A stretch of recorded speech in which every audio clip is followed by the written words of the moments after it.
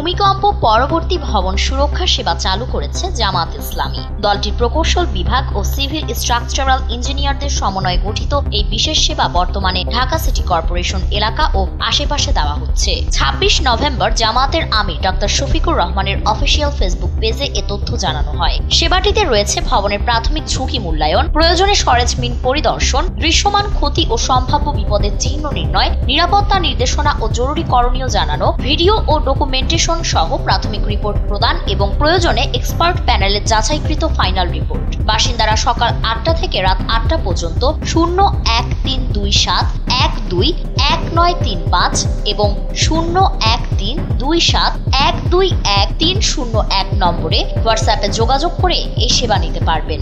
এদিকে দেশের ভূমিকম্প পরিস্থিতি আরো একবার আলোচনায় আসে বৃহস্পতিবার বিকেল ৪টা ১৫ রাজধানী সহ বিভিন্ন এলাকায় অনুভূত কম্পনের মাধ্যমে। ভারতের national centre for seismology NSC জানায় এর কম্পনের মাত্রা ছিল ৩.৬ এবং এর উৎপত্তি স্থল ছিল ভূপৃষ্ঠ থেকে ১০ কিলোমিটার গভীরে। এর মাত্র কয়েক ঘন্টা আগেই গভীর রাতে বুধবার ৩টা ২৯ আরেকটি ভূমিকম্প অনুভূত হয়।